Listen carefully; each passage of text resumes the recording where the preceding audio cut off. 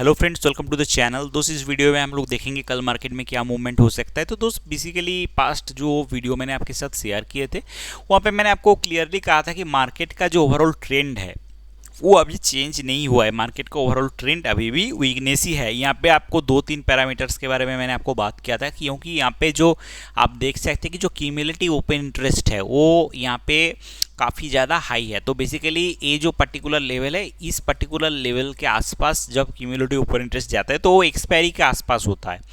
But इस बार जो है आप देखेंगे कि ओपन इंटरेस्ट जो है एकदम इंक्रीज होता जा रहा है। बेसिकली मार्केट यहाँ पे अगर आप इस पर्टिकुलर पॉइंट को देखेंगे तो यहाँ से मार्केट जो है नीचे जा रहा है और ओपन इंटरेस्ट जो है इंक्रीज हो रहा है।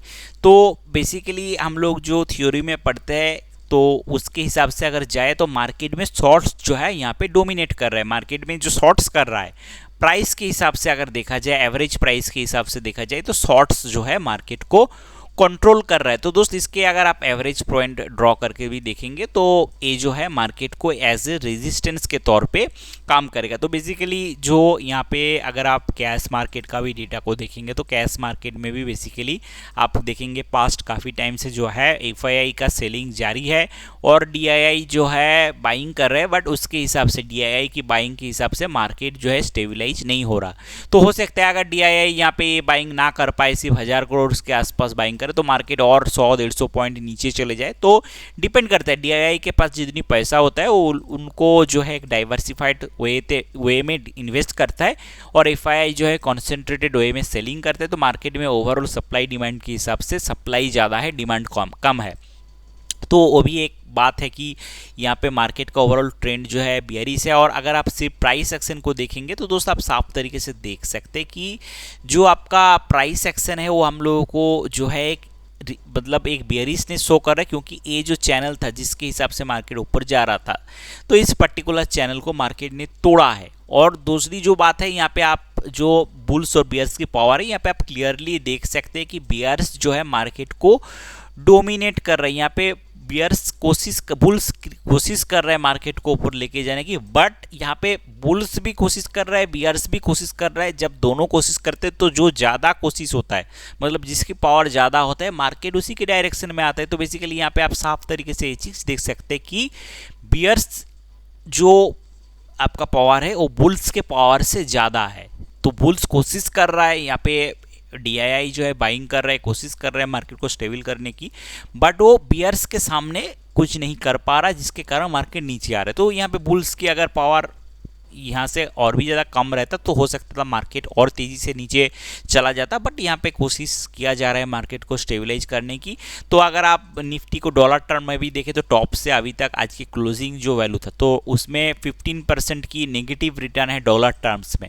और अगर हम लोग इंडियन मार्केट की टर्म्स में देखें तो 12.5% की नेगेटिव रिटर्न है। तो दोस्त एफआईआई को और भी ज़्यादा नुकसान हो रहा है, क्योंकि वो लोग डॉलर में पैसा लेके आते हैं, उसको रुपये में कन्वर्ट करते हैं, उसके बाद जब उसके प्रॉफिट लॉस होता है वो फिर से डॉलर में कन्वर्ट करके अपने देश को लेके जाता है। तो दोस्त उसको वैसे ही आप देख सकते हैं कि आपका 3% के आसपास जो है, 2-2.5 से 3% के आसपास जो है एडिशनल लॉस हो रहा है, सिर्फ और सिर्फ जो है रुपी जो है वो वीक होने के कारण।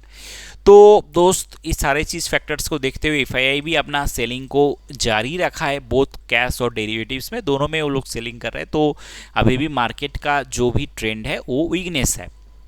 अगर हम लोग volatility base overbought oversold indicator को देखें तो ट्रेडिशनल जो इंडिकेटर है काफ़ी बार फॉल्स सिग्नल देता है, बट ये जो है आप क्लियरली देख सकते हैं जो अपमूव भी हुआ था वहाँ पे कुछ खास इसमें चेंज नहीं हुआ। ये जो है 30 से नीचे ही था, मतलब इसके जो आपका हम लोगों का रूल्स होता है कि ये जब तक नीचे नहीं जाता तब तक ट्रेंड नहीं चेंज होता। तो बेसिकली अभी भी नीचे ही है, तो ये भी हम लोगों को वीकनेस शो कर रहा है। तो जो भी अपमूव आ रहा है उसको इरेज कर दिया जा रहा है सेलिंग के द्वारा। तो हम लोग जो मल्टीपल एनालिसिस करते हैं तो वहाँ पे भी हम लोग वीकनेस देखने को मिल रहा है। जो इंट्राडे सेटअप था वहाँ पे आप देख सकते हैं कि इंट्राडे सेटअप में आज जो है मार्केट सपोर्ट को पहले तोड़ा, बट यहाँ पे हम लोगों को बाई सिग्नल मिल रहा था तो यहाँ से मार्केट रिवर्स करता तो काफ़ी तेज़ी से यहाँ पे आप देखेंगे काफ़ी तेज़ी से मार्केट ऊपर चला गया। फिर यहाँ पे हम लोगों को सेल सिग्नल मिला, फिर मार्केट नीचे चला आया, फिर यहाँ पे मार्केट ऊपर जा रहा था बट यहाँ पे हम लोगों को सेल सिग्नल मिल रहा था। मतलब ये जो अपमूव था ये सस्टेनेबल नहीं था। तो उसके बाद मार्केट दोबारा नीचे चला गया, फिर यहाँ पे बाई सिग्नल मिला है तो हो सकता है कल मार्केट में फर्स्ट कुछ टाइम के लिए मार्केट ऊपर चले जाए, तो सब कुछ पॉसिबल है मार्केट में। तो दोस्त यहाँ पे अगर हम लोग सारे एनालिसिस को जोड़ के देखें, पूरा चीज़ को देखें, तो यही चीज़ हम लोगों को समझ में आ रहा है कि मार्केट में अभी भी ट्रेंड चेंज नहीं हुआ है, बियर्स का पावर अभी भी ज़्यादा है बुल्स से। और दूसरी जो बात है, बुल्स जो है बेसिकली वो कोशिश कर रहा है मार्केट को स्टेबल करने की, बट उसकी कोशिश जो है एफआईआई के सामने या फिर स्मार्ट मनी के सामने बार बार फेल हो रहा है। तो अपकमिंग टाइम में हम लोग देखेंगे कब कैश में बाई होता है, तो अभी फिलहाल जो है ऐसा संकेत नहीं मिल रहा। तो हम लोग देखेंगे कैश में क्या चल रहा है आने वाले टाइम में, डेरिवेटिव्स में क्या हो रहा है, तो ये सब सारी चीज़ें हम लोग देखेंगे आने वाले टाइम पे।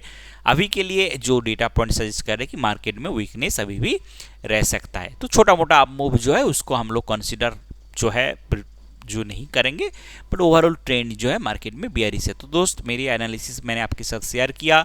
यहाँ पे आप इस वीडियो को जो डिस्क्लेमर है उसको खास तरीके से आप साफ तरीके से देख लीजिए, पढ़ लीजिए। यहाँ पे मैं कोई भी बाय सेल होल्ड अप की सलाह नहीं दे रहा, मैं कोई सेबी रजिस्टर्ड रिसर्च एनालिस्ट या फिर फिनेंशियल एडवाइजर नहीं हूँ।